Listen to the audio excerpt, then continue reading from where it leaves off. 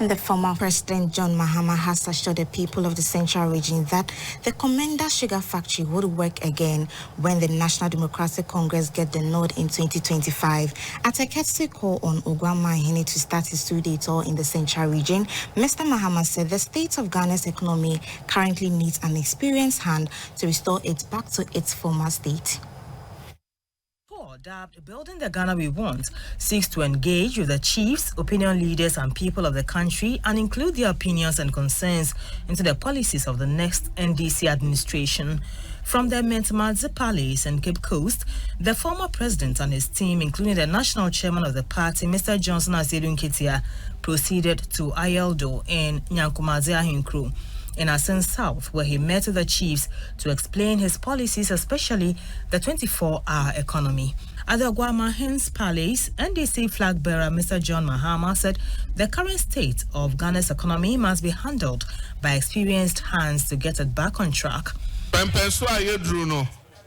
Nana enya enkwadagro yehia woma wonim die ai chese ya yebida a Ghana for ehu yensano ejuma na me ogidi se NDC emre bia NDC beba betra abamu ye nyina ye ho toy ye hu nkoso ye hu puntu a wo hwe efri emre a Professor Myzz Moamoba obeye president Central Region Hankra Mambo Nina Kotokraba Market, you see Cape Coast Stadium, you see Elmina Fish Processing Plant, you see Commander Sugar Factory.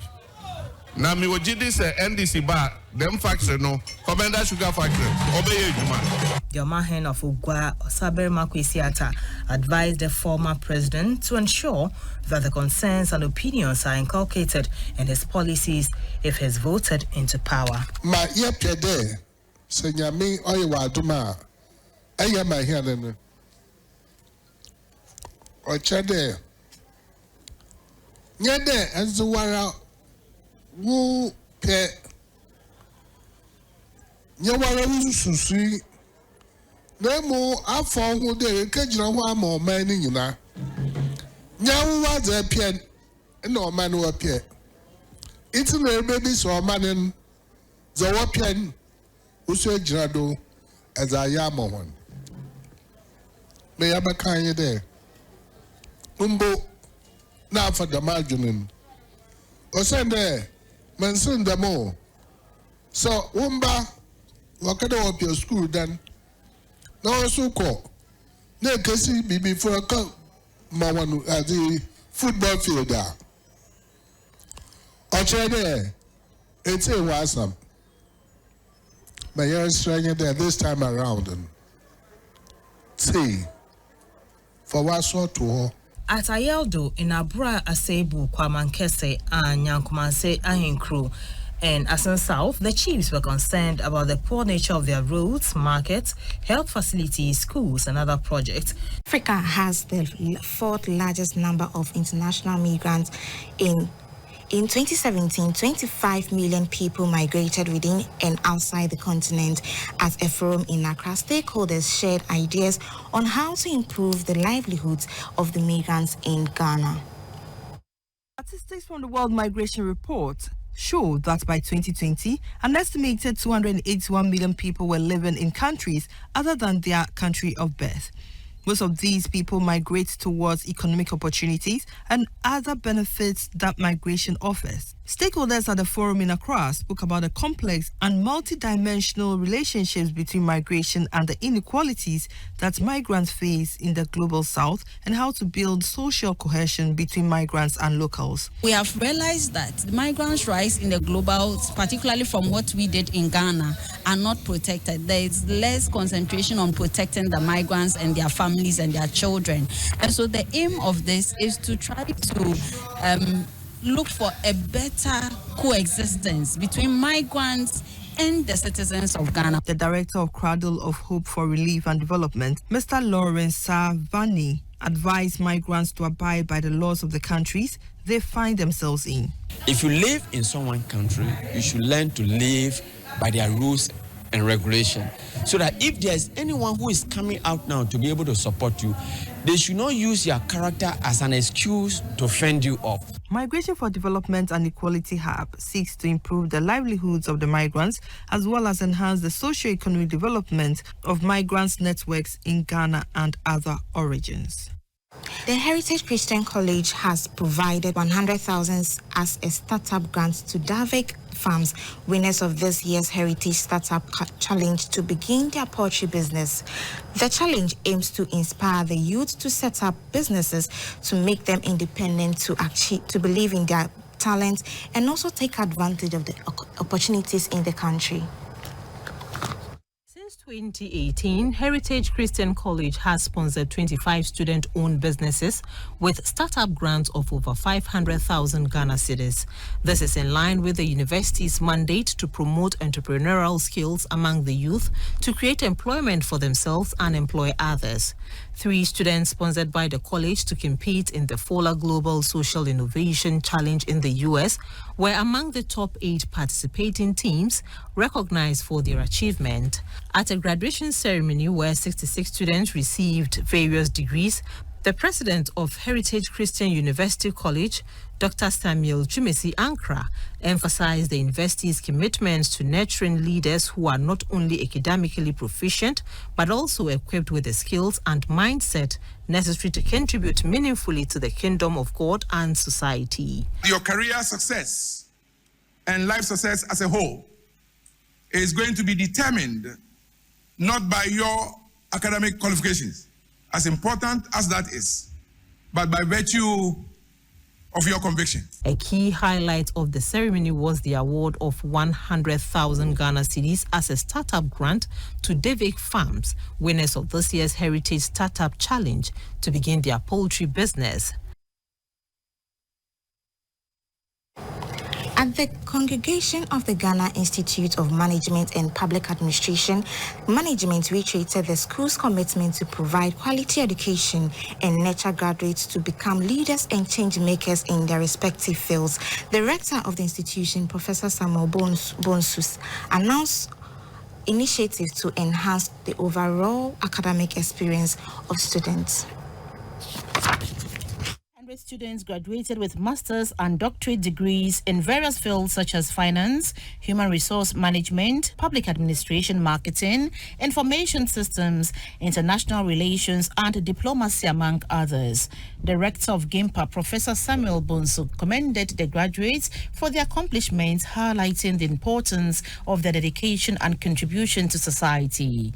Professor Bonsu also emphasized GIMPA's commitment to providing quality education to students. We do recognize the value of our students. It is for this reason that we seek to ensure that we provide for them what is necessary to enhance their learning and their future potential.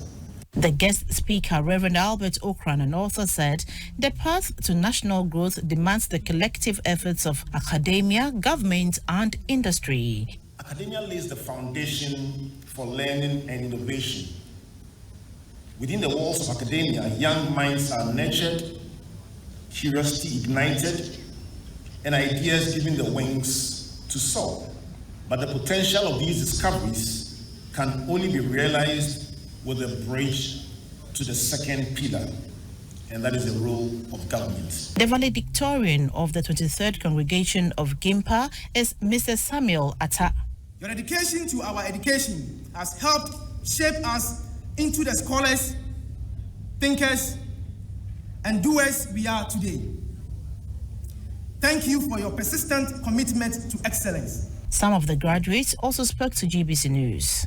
Yes, I want to tell the young ones that if I have done it, what are they waiting for? And of course, to my age mates as well, people have done it. So I believe anybody at all, when you put something before you, you can do it.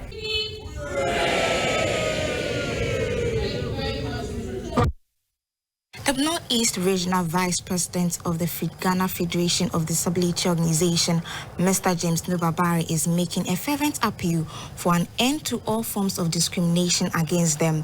He's asking for equal opportunity to persons with disability rather than sympathy. He made the call at an event organized by the leadership of the Federation to commemorate the International Day of Persons Living with Disability in Techiman. Our Northeast Regional Correspondent Samuel Ayama has the details.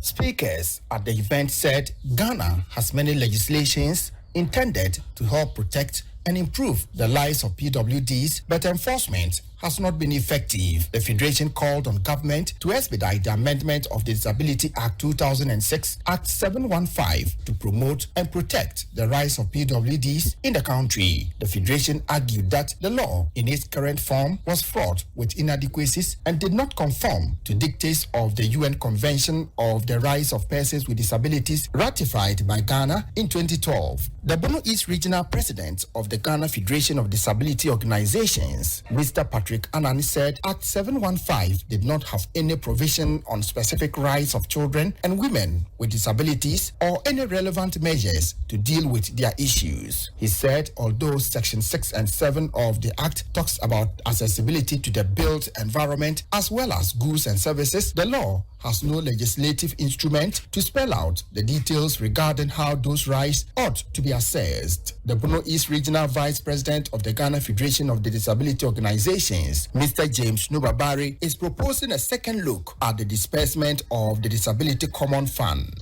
We don't need sympathy. We need assistance. But we want a proper defining of the common fund so that it can be disbursed well and it will benefit us. Other speakers were unhappy that the churches and the mosques have not done much to change perceptions and attitudes towards persons with disabilities. Samuel Ayama, GBC News, Techiman. You're still watching News Our Live on GBC News. The Lodina Foundation has presented some items to the Frank May and Beshida Children's Home at Techiman in the Bono East region. This fulfills the foundation's pledge to put smiles on the faces of the less privileged every year. It has adopted a number of orphanages in some parts of the country, with the 2 orphanage homes in Techiman, the Bono East Regional Capital, receiving the assorted items during the recent donation. Our Bono East Regional Correspondent Samuel Ayama has the details.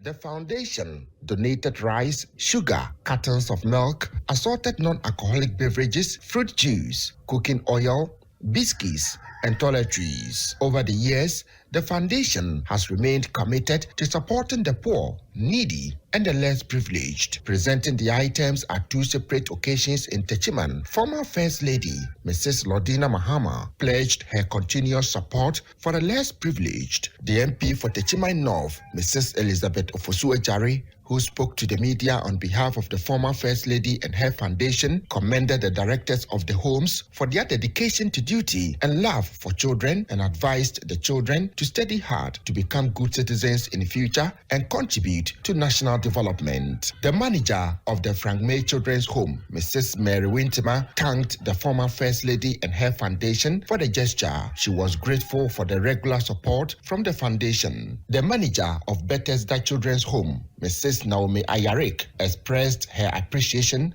to the former First Lady for her kindness. The 2 orphanages are included in 7 others in the Bono East, Ahafo, and Northern regions that have also benefited from these yearly donations.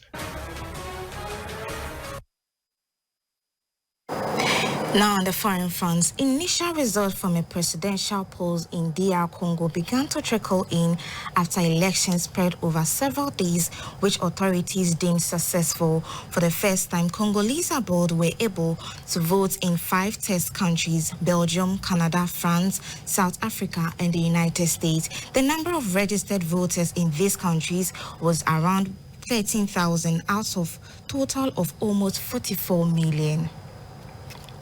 President Felix Tshisekedi scored around 80% of the diaspora vote, according to initial announcement by the Electoral Commission. Provisional results of the DRC's 26 provinces will be released in the coming days. Lawmakers for national and provincial assemblies, as well as local councillors, massive delays and bureaucratic chaos marked the vote, and some polling booths were unable to open at all.